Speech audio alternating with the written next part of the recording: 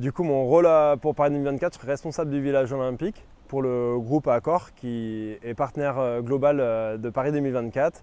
Et du coup, je devrais en effet gérer que les athlètes sont dans les meilleures conditions, qu'ils aient tout ce qu'il faut au quotidien, que ce soit de la lingerie, que ce soit leur service dans leurs appartements.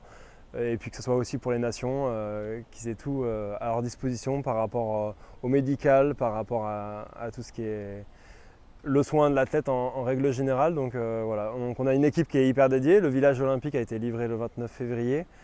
C'est un village qui est tout neuf, comme j'ai dit, 89 bâtiments, c'est énorme. Et donc on a beaucoup de maintenance, on a beaucoup de personnes pour nous aider à ça.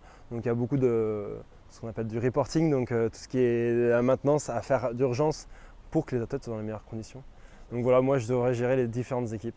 J'en garde le souvenir d'être arrivé le 25 juin 2021 à Tokyo, dans un aéroport complètement vide, pendant le Covid, où on a eu des grosses démarches administratives à faire pour rentrer au Japon.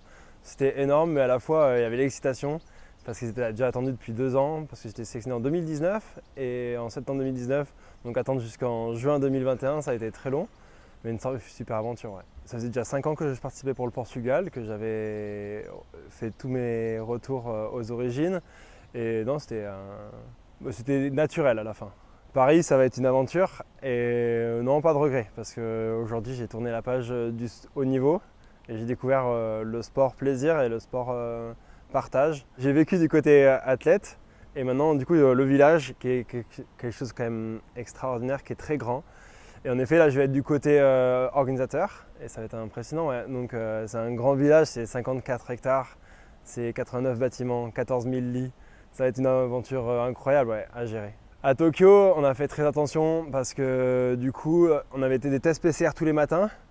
C'est un souvenir lointain, mais qui reste encore assez gravé parce que tous les matins, on devait fournir à 9 h le test PCR salivaire.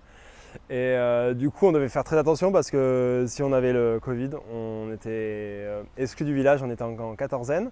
Le souvenir que j'ai énorme, c'est les tenues, c'est-à-dire qu'on se croise et tu vois tout de suite qui est qui. Au restaurant, tu manges avec n'importe qui, comme un tennisman, comme un triathlète, comme un athlète. C'est énorme. C'est là où tu rencontres le plus de monde, les plus grands coachs. Ouais, il y a Usain Bolt qui passe et qui mange à côté de toi et c'est cool et à la fois on est tous accessibles parce qu'on est tous là pour une chose, c'est le sport, c'est le partage et c'est l'excellence, donc c'est cool. Ouais.